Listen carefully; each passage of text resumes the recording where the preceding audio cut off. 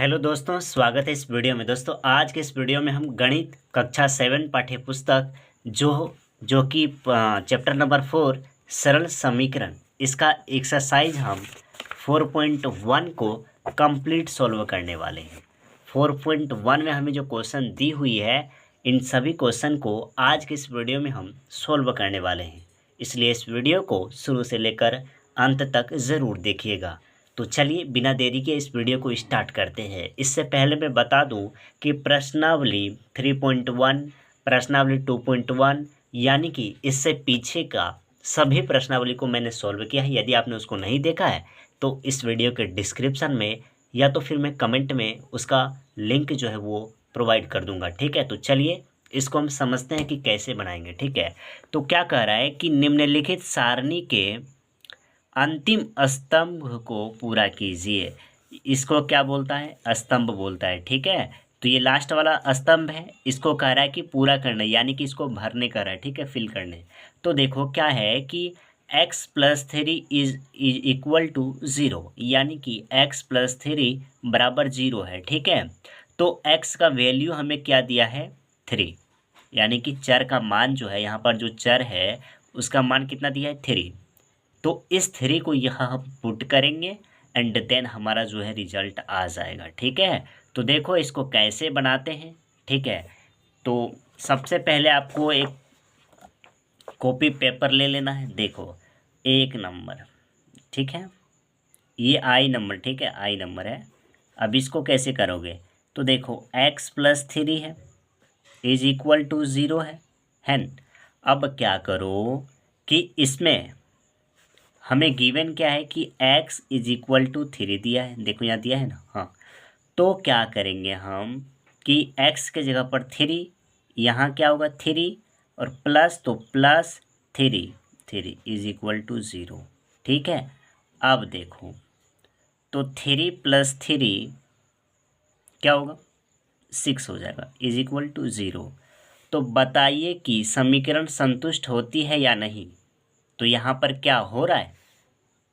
देखो इधर क्या आ रहा है? 6 आ रहा है, इधर क्या आ रहा है? 0 आ रहा है। तो क्या ये संतुष्ट हो रहा है? नहीं, ये संतुष्ट नहीं हो रहा है, क्योंकि ये बराबर नहीं है।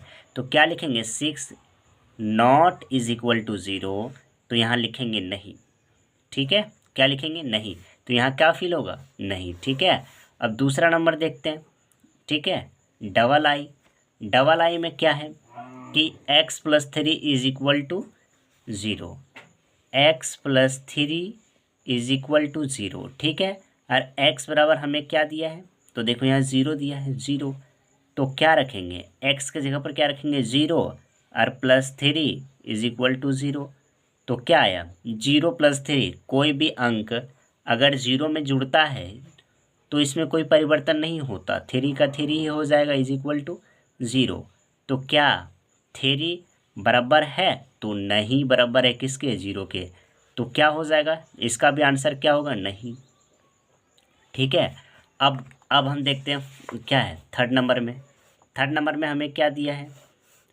तो थर्ड नंबर में हमें दिया है कि x+3 इज इक्वल टू 0 और x बराबर जो है वो -3 दिया है। ठीक है, x बराबर कितना दिया है? -3 दिया है। तो समझना इसको। ठीक है, x बराबर -3 दिया है, तो x के जगह पर क्या रखेंगे? -3, तो -3 + 3 इज इक्वल टू 0। तो क्या आया? 3 में से 3 जाएगा माइनस प्लस माइनस, तो 3 में से 3 जाएगा तो 0 इज इक्वल टू 0। तो 0 जो है वो 0 के बराबर है। तो क्या ये संतुष्ट कर रहा है? तो हाँ कर रहा है। तो क्या लिखेंगे? हाँ। ठीक है, हाँ हमारा क्या हो जाएगा? आंसर हो जाएगा। अब हम 4 नंबर देखते हैं, इसी का 4 नंबर। तो x-7 इज इक्वल टू 1, तो क्या हो जाएगा? इसमें x बराबर कितना दिया है? तो x बराबर 7 दिया है, तो हम बनाएंगे इसको। तो x की जगह पर कितना रखेंगे? 7। देखो यहाँ 7 - 7 इज इक्वल टू 1, तो 7 में से 7 जाएगा तो 0 इज इक्वल टू 1। तो क्या 0 बराबर है 1 का? तो नहीं है। तो नहीं है, तो क्या ये इसका होगा? संतुष्ट होगा? तो नहीं संतुष्ट होगा। ये हमारा आंसर हो गया। अब हम 5 नंबर को देखते हैं। 5 नंबर में क्या दिया है कि x minus 7 is equal to 1 और x का मान कितना रखना है हमें 8। ठीक है, देख लो यहाँ वही क्वेश्चन को मैंने यहाँ लिख रखा है। ठीक है, अब देखो कि x के जगह पर हमें कितना रखना है, तो 8 रखना है, तो 8 रखो। 8 माइनस 7 इज इक्वल टू 1। ठीक है, तो देखो 8 में से 7 जाएगा तो 1 इज इक्वल टू 1। तो ये सेटिस्फाई हो रहा, संतुष्ट हो रहा है, तो हाँ इसमें क्या लिखेंगे, हाँ। अब इसको देखो, इसमें हमें x के प्लेस पे कितना रखना है, 0। तो 5 इंटू 0 इज इक्वल टू 25। ठीक है, तो 0 को 5 से मल्टीपल करेंगे, 0 इज इक्वल टू 25। तो ये नहीं है, तो क्या लिखेंगे, आंसर में नहीं लिखेंगे। ठीक है, अब इसको देखो, इसको भी ऐसे ही बनाना है। ठीक है, तो x के प्लेस पे 5, तो 5 इंटू 5 इज इक्वल टू 25। अब देखो 5 को 5 से मल्टीपल करेंगे, 25 इज इक्वल टू 25। तो ये संतुष्ट हो रहा है, तो इसमें क्या लिखेंगे, हाँ। इसको देखो, इसको क्या करेंगे, 5 इंटू कितना रखना है, -5 इज इक्वल टू 25। ठीक है, तो 25 गुना 5 गुना 5 25, और यहाँ माइनस हो जाएगा। ठीक है, माइनस हो जाएगा क्योंकि माइनस यहाँ है। ठीक है, माइनस इज इक्वल टू 25। तो ये क्या बराबर है, तो नहीं बराबर है। बराबर नहीं है तो क्या होगा, इसका आंसर नहीं हो जाएगा। अब इसको देखो, लास्ट का 2 क्वेश्चन। ठीक है, इसको समझना ध्यान से। m के प्लेस पे कितना रखना है, 6। तो ऊपर में m है, तो माइनस का 6/3 इज इक्वल टू 2। अब देखो नीचे 3 का 3 2 जा 6, 2 बार में 6 हो गया। तो क्या बचा, माइनस का 2 और बराबर का 2। क्या ये बराबर है, यहाँ माइनस, यहाँ नहीं है माइनस, यहाँ प्लस है, तो ये बराबर नहीं है। तो क्या ये होगा बराबर, संतुष्ट होगा, तो नहीं होगा। ठीक है, ऐसे ही इसमें करेंगे। m की जगह पर कितना रखना है, 0 रखना है। तो ऊपर में 0 और नीचे 2 इज इक्वल टू 2। तो इसको डिवाइड करेंगे, 0 आएगा, 0 इज इक्वल टू 2। तो ये क्या संतुष्ट हो रहा है, तो नहीं हो रहा है। अब इसको देखो, m के जगह पर 6/3, 3 का 3 2 जा 6 इज इक्वल टू 2। तो 2 ऊपर में 2 है, 2 इज इक्वल टू 2। तो ये संतुष्ट हो रहा है, तो इसमें हाँ लिखेंगे। ठीक है, इसमें क्या लिखेंगे, हाँ। अब देखो, अब क्या हमें बचा है, 1 नंबर का सभी मैंने बना दिया है। अब सेकंड नंबर में देखो, सेकंड नंबर में क्वेश्चन क्या दिया है कि जांच कीजिए कि कोष्टकों में दिए हुए मान दिए गए संगत समीकरण के हल है या नहीं। हल है या नहीं, इसमें आपको एक काम करना है। क्या करना है, देखो कि n + 5 इज इक्वल टू 19 है, 19 है। n के प्लेस पे हमें कितना रखना है, 1। n के जगह पर कितना रखना है, 1। ठीक है, ऐसे ही इसमें n के जगह पर कितना रखना है, -2। ठीक है, -2 रख देंगे, जो हमारा रिजल्ट आएगा वो 19 यानी कि 19 के इक्वल टू है या नहीं, वही हमें यहाँ देखना है कि n के जगह पर 1 रखेंगे तो सॉल्व करने के बाद 19 के बराबर आएगा या नहीं। अगर बराबर आएगा तो संगत है, नहीं तो नहीं है। ठीक है, अगर बराबर आया तो संगत है, नहीं तो नहीं है। ठीक है, चलो ऐसे ही हम बनाते हैं इसको। ठीक है, तो देखो इसको बनाएंगे कैसे। तो 2 नंबर का ए को ले लेते हैं। 2 नंबर का ए में कितना दिया है, तो n + 5 इज इक्वल टू 19। ठीक है, और n के प्लेस पे कितना रखना है, तो 1 रखना है। ठीक है, n के जगह पर 1 रखना है। अब रखो, तो देखो ये या का साइन होता है, इसको देना कंपलसरी है। ठीक है, तो n के प्लेस पे 1 रखेंगे, 1 + 5 इज इक्वल टू 19। ठीक है, तो देखो 1 + 5 तो ये हो गया 6 इज इक्वल टू 19। तो ये बराबर लग रहा है आपको, ये आपको बराबर लग रहा है, तो नहीं लग रहा है। ठीक है, तो नहीं बराबर है, तो क्या लिखेंगे कि 6 इज़ नॉट इक्वल टू 19। सो ये संतुष्ट नहीं है। क्या लिखेंगे, नहीं है। ठीक है, अब आगे देखो इसी का बी नंबर में हमें क्या दिया है। बी नंबर में हमें दिया है कि 7n + 5 इक्वल टू 19, और n के प्लेस पे क्या रखना है, तो -2 रखना है। n के प्लेस पे क्या रखना है, तो -2 रखना है। तो देखो ये या का साइन दे दिए। अब 7 मल्टीप्लाई बाई 2, यहाँ प्लस का प्लस 5 का 5 इक्वल टू 19। अब देखो 7 दूना 14, यहाँ प्लस है यहाँ माइनस है तो माइनस हो जाएगा साइन। Plus 5 equal to 19। अब इसको घटाओ, घटाएंगे तो कितना बचेगा, तो माइनस का 9 बचेगा। क्यों? क्योंकि ये बड़ा है।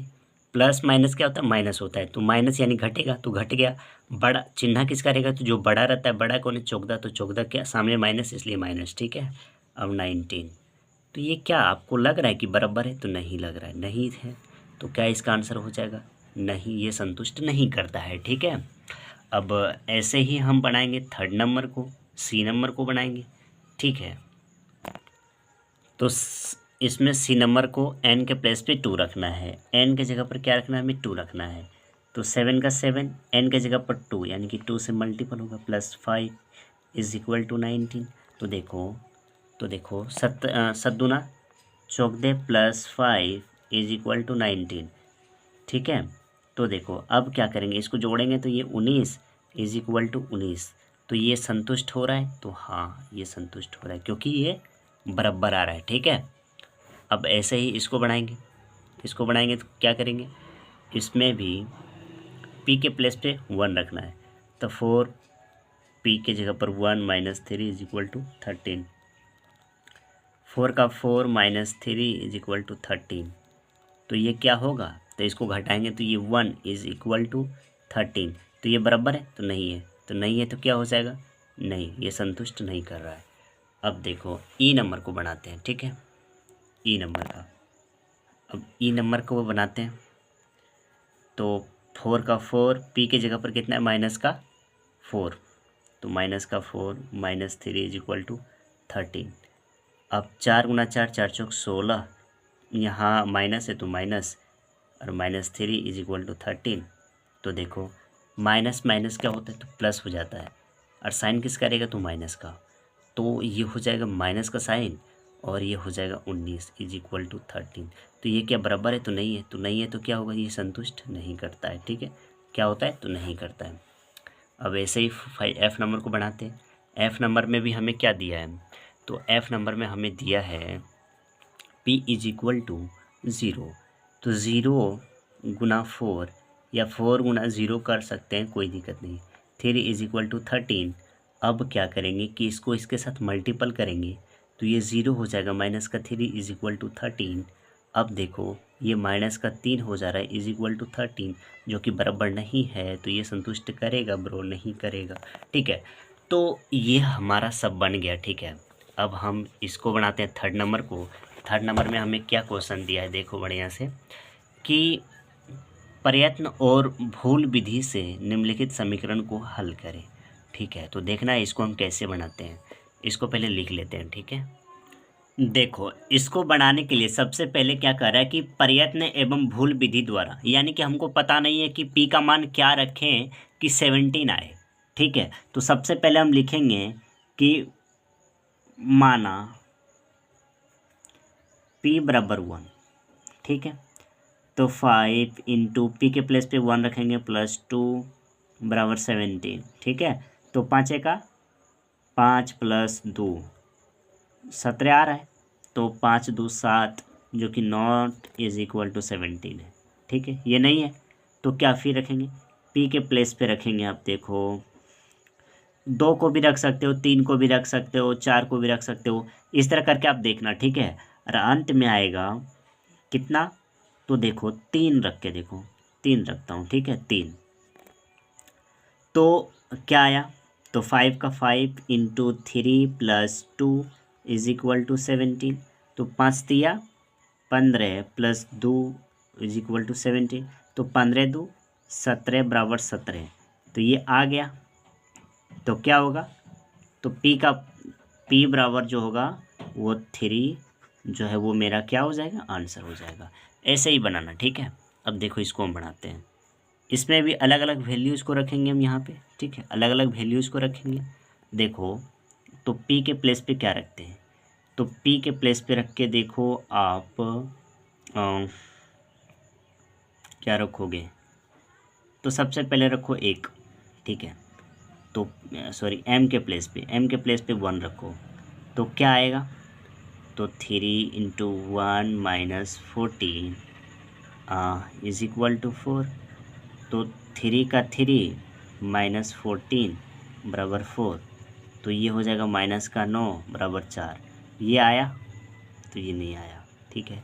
अब दूसरा रखेंगे, m इज इक्वल टू 2 रखो, ठीक है, 2 रखो। तो ये क्या आ रहा है? तो आ रहा है 3 × 2 - 14 इज इक्वल टू 4। तो 6 माइनस का 14 इज इक्वल टू 4। तो ये कितना हो जा रहा है? तो ये हो जा रहा है 8 माइनस का 8 इज इक्वल टू 4। तो ये नहीं हो रहा है, ये हो रहा है, नहीं हो रहा है। अब क्या रखेंगे? अब रखेंगे हम m इज इक्वल टू क्या रखेंगे? m इज इक्वल टू रखो 5, ठीक है। देखते हैं क्या आता है। 5, तो 3 × m के प्लेस पे 5 - 14 इज इक्वल टू 4। तो 5 दिया 15 माइनस 4 दिया बराबर 4। ये तो नहीं हो रहा है, ये हो रहा है? नहीं होगा, क्योंकि देखना 1 इज इक्वल टू 4 होगा, कभी नहीं होगा। अब रखो m इज इक्वल टू 6, ठीक है, देखते हैं। तो 3 × 6 माइनस का 14 इज इक्वल टू 4, ठीक है। अब देखो, छोतिया 18 माइनस 14 बराबर 6। तो 18 में से 14 ख़त्म, तो 4 इज इक्वल टू 4। तो हमारा p का वैल्यू क्या होगा? 4, जो है वो आंसर हो जाएगा, ठीक है। तो 3rd नंबर का क्वेश्चन बन गया। अब हम 4 नंबर के क्वेश्चन को बनाते हैं। 4 नंबर में हमें क्या दिया है? देखो, 4 नंबर में हमें दिया है कि निम्नलिखित कथनों के लिए समीकरण दीजिए, ठीक है। इसका समीकरण हमको लिखना है, ठीक है। तो काफ़ी आसान क्वेश्चन है इसको बनाना, ठीक है। तो देखो, अब मैं बनाता हूँ, ठीक है। अब मैं बनाता हूँ। अब क्या कह रहा है कि संख्या x और 4 का योग 9 है। देखो, 1 नंबर का है, 4 नंबर का 1 है, ठीक है। संख्या x और 4 का योग, संख्या x और 4 का योग यानी कि जोड़ है, कितना है? तो 9 है। बस ऐसे ही लिख देना है, बस आंसर हो गया। अब दूसरा नंबर क्या कह रहा है? दूसरा नंबर कह रहा है कि y में से 2 घटाने पर 8 प्राप्त होता है। y में से कितना घटाना है? 2 घटाना है। तो कितना प्राप्त होता है? 8 प्राप्त होता है। बस यही आंसर हो जाएगा। 3rd नंबर क्या है? 3rd नंबर देखो, 3rd नंबर हमें दिया है कि a का, सॉरी दिख रहा होगा आपको, अब a का 10 × 70 है। a का मतलब गुना, कितना गुना? तो 10 गुना। तो कितना है? तो 70 है। बस आंसर हो गया। अब हम 4 नंबर को बनाते हैं, ठीक है। देखो, 4 नंबर में क्या है कि संख्या b को 5 से भाग देने पर 6 प्राप्त होता है। संख्या b को कितना से भाग देने पर? 5 से भाग देने पर कितना प्राप्त होता है? 6 प्राप्त होता है, बस, ठीक है। अब ऐसे ही हम बढ़ाएंगे आगे, ठीक है। क्या कह रहा है कि t का 3/4 15 है। t का 3 और चौथाई मतलब 4, कितना है? 3/4 कितना है? 15 है। बस यही आंसर, ठीक है। इसका देखो, m का 7 गुना और 7 का इतना आपको 77 देता है, यानी कि m का 7 गुना, m का मतलब गुना 7 गुना और 7 का योगफल। अच्छा, 7 का योगफल, यानी इसी में 7 का योगफल आपको 77 देता है, 77 देता है। ये आंसर हो जाएगा, यानी कि m गुना 7 + 7 इज इक्वल टू 77, ठीक है। अब देखो, अब आगे क्या बचा हुआ है? एक संख्या x की चौथाई ऋण 4 x, और दिख रहा है आपको? हाँ,